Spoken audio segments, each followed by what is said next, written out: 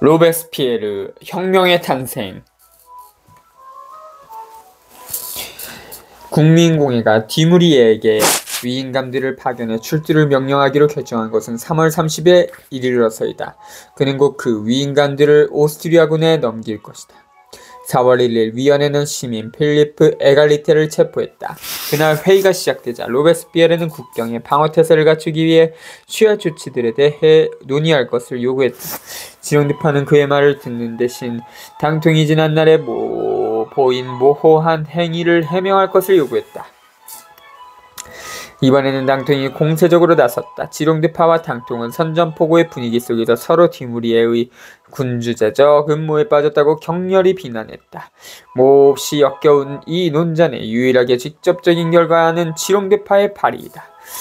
이후 지령대파는 이 발의에 홀로 책임을 지고 그 희생물이 됐다. 지령대파는 적과 공범 혐의가 있는 의원들은 더 이상 국회의원의 면책특권에 의해 보호받지 못할 것이라는 법령을 발의하여 통과시켰던 것이다. 회의가 진행되는 내내 로베스피에르는 침묵을 지켰다. 그러나 그날 저녁에도 그는 자코벤 클럽에서 당통을 변론하기 위해 발언했다. 루이 16세의 재판과 다른 사건들에서 지령대파가 보인 태도로 볼 때 로베스피에르는 제1의 왕정주의 혐의자를 지령대파로 여겼다. 또 당통을 지령대파의 공격에 내맡긴다면 신뢰를 잃은 그 한 산악파 당통에 대해 그들이 틀림없이 승리하리라는 것을 그가 알고 있었다는 것도 분명하다.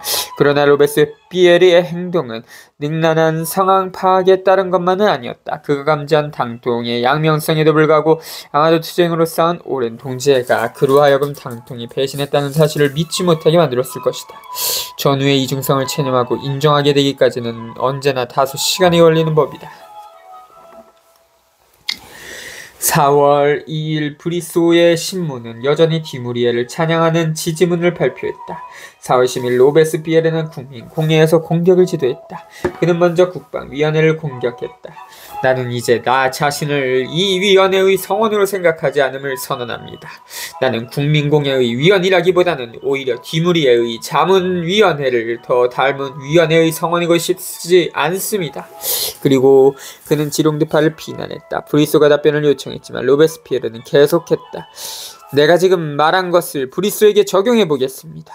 그리고 그는 브리소와 디무리에 사이의 공모에 대한 오래되거나 최근의 것인 모든 증거들을 길게 열거하고 결론을 맺었다.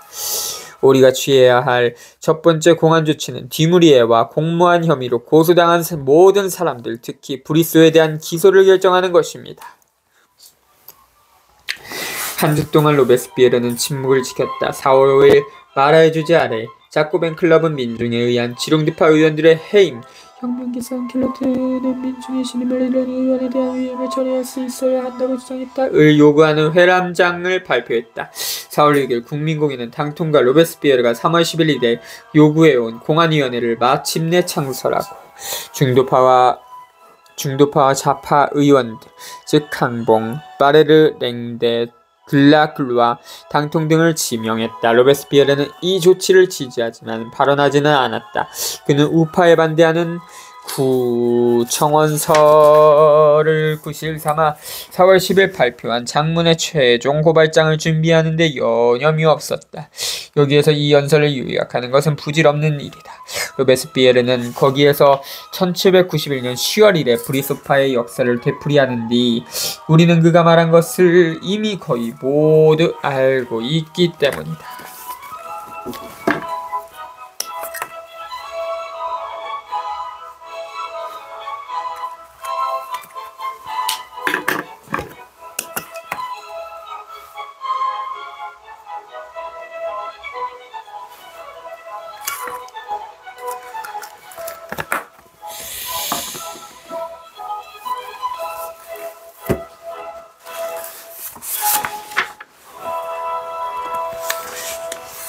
그보다 서두의 두 구절을 비교해보는 것이 더 흥미로운 일이다. 첫 번째 구절에서 로베스피에르는 민중과 산킬로트라는 용어에서 명확한 사회적 내용을 모두 박탈한다.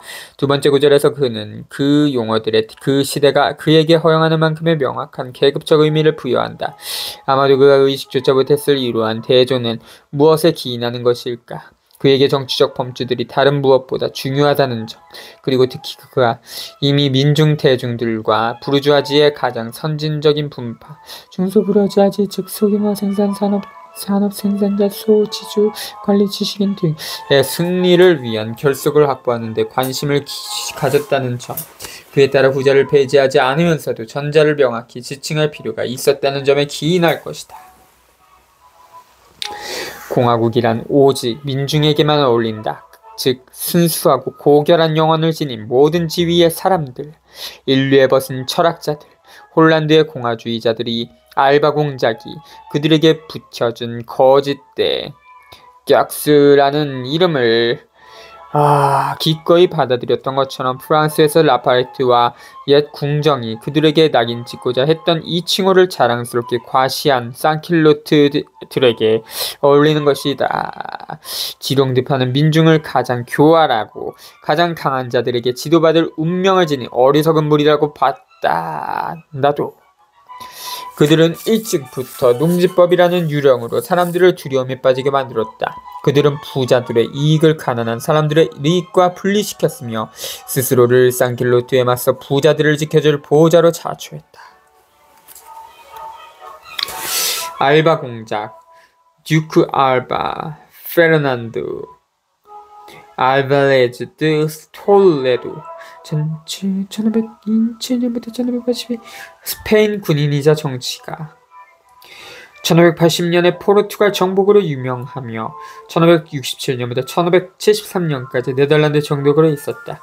1567년 스페인 합스부르크가의 지배하에 있던 네덜란드의 반란을 진압했다. 당시 알바는 피해 법정을 설치해 모든 현지 법률을 무시하고 1만 2천여 명에게 유죄 판결을 내리는 등 폭정을 폈다. 파슈, 장니콜라 파슈 1746년부터 1824년 1792년 10월에서 1793년 2월까지 육군 장관이었고 1793년 2월 파리 구들의 압도적 지지로 파리 시장에 선출됐다. 4월 3일의 비판으로 철저하게 권위가 실추된 브리소는 더 이상 나서지 못했다.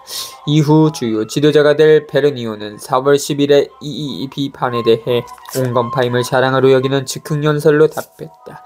로베스피에르는 논쟁을 계속하려고도 하지 않았다. 그는 하고 싶은 말을 다 했다. 이튿날 빼띠용을 비난하기 위해 4월 13일에 지동드파가 공격으로 방어하려 할 때 마라를 변환하기 위해 겨우 몇 마디를 더 했다. 마라는 기소가 예정되었으나 4월 24일 혁명재판소에 의해 방면되어 승리를 거뒀다. 4월 15일 파리의 구들이 시장 파슈의 지휘 아래 지롱드파 지도자들 22인을 국민공회에서 추방할 것을 엄습히 요구했을 때 로베스피에르는 입을 열지 않았다.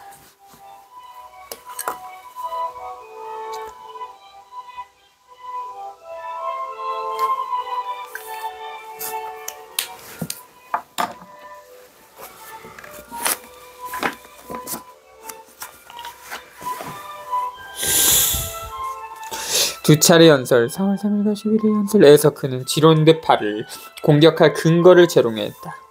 4월 22일 빼띠용은 산악파의 머리가 단두대 위에서 굴러 떨어져야 한다고 주장했다. 루베킹은 로베스피에르가 여전히 단두대에서 처형되지 않았다고 의원직을 사직했다. 로베스피에르는 경멸하듯 입을 다물고 있었다. 그는 기다렸다. 그리고 그는 다른 문제들에 전력을 기울였다. 380초. 산악파는 단호하고 신속한 대응책으로 2월 말 파리의 소요를 중개해줄 수 있었다. 그러나 시냐의 가치는 계속 하락했고 투기꾼들은 투기를 계속했으며 벨기에에서 입은 군사적 손실은 프랑스 시장의 위기를 가중시켰다. 불만은 높아져만 갔다. 리옹에서는 산악파 중 극좌파인 샬리에와 지롱드파인 시정부 사이에 내전의 징후가 나타나고 있었다. 서부의 내전은 대부분 고조되는 경제 위기가 정치 종교적 원인들과 결합하여 나타난 것이었다. 3월 26일 프랑스 남서부에 파견되었던 장봉 생탕트레는 바레르에게 다음과 같이 통찰력 있는 편지를 썼다. 365에서 366쪽. 살리에, 조셉 샬리에, 1757년부터 1793년 1793년 7월 리옹에서 파리와 산악파에 대항한 반란이 성공한 후 반란 세력에 의해 처형됐다.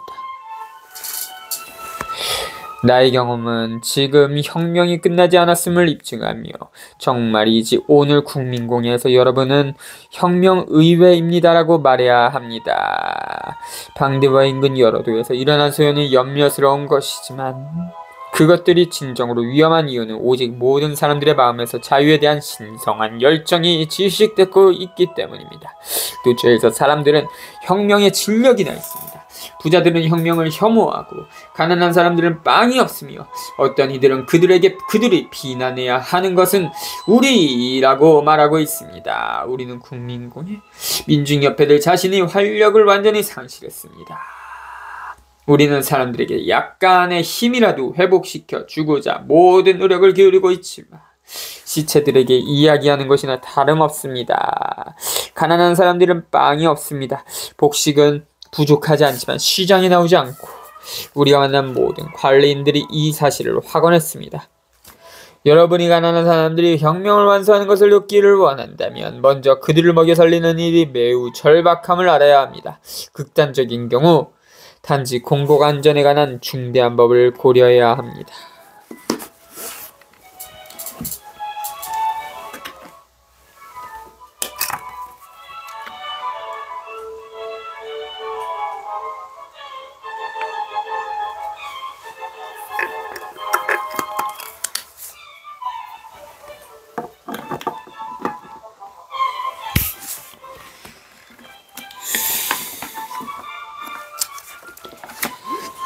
가장 훌륭한 산악파 정치가 중 한 사람인 생땅뜨레는 이외적인 경험을 통해 3월 10일 도들에 파견된 거의 모든 위인감들이 더 혼란스럽게 국민공예에 보도했던 것을 명료하게 표현할 수 있었다.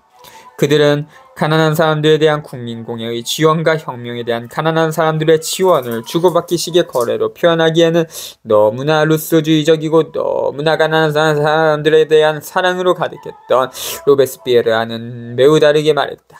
이 중요하고 미묘한 차이를 제외하면 그들은 모두 같은 생각을 했다.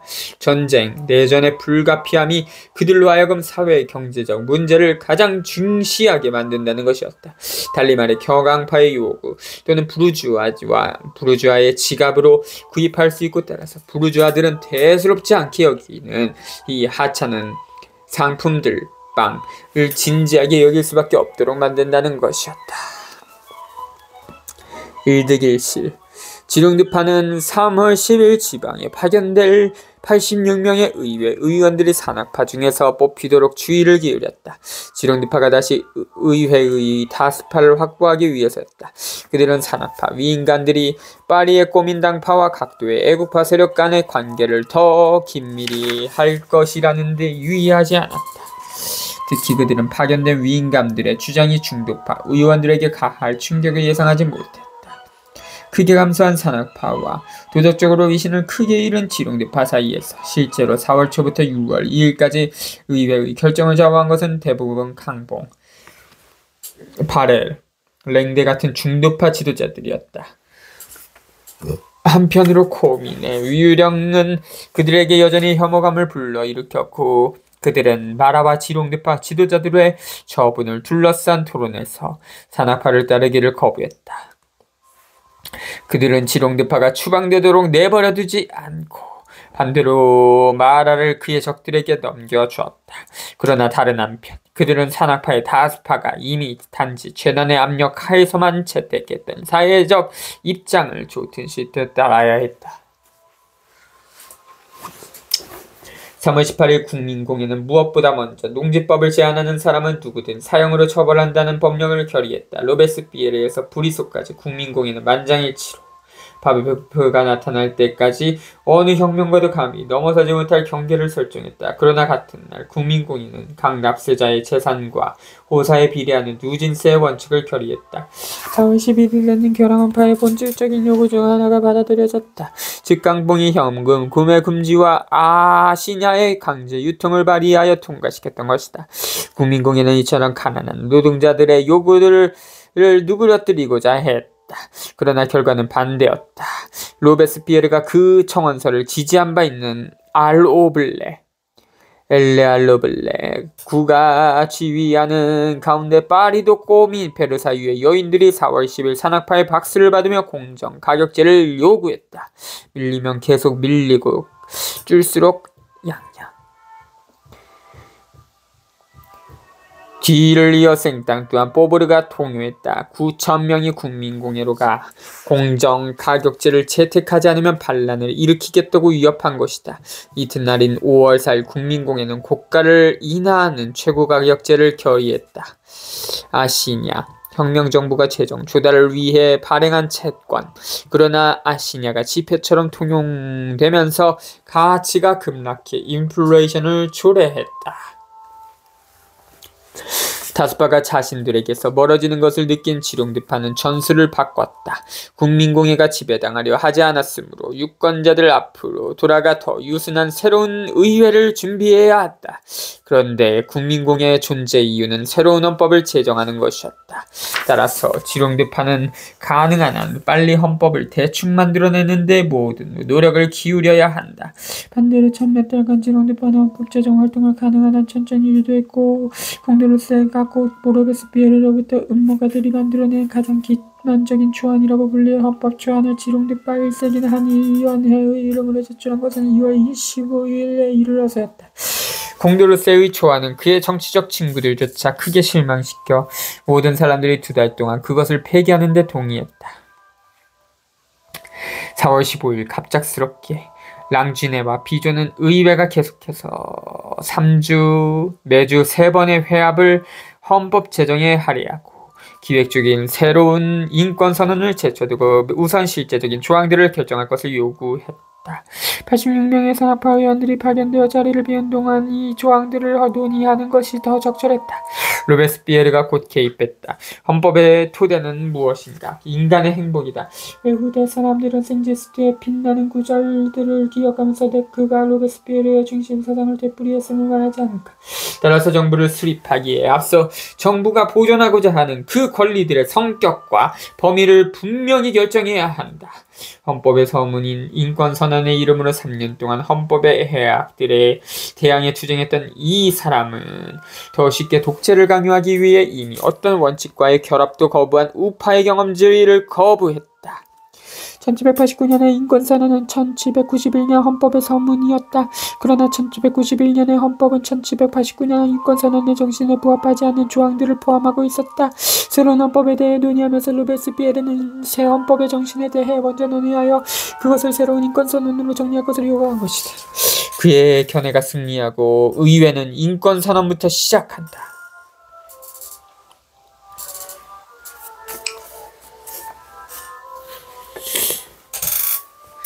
18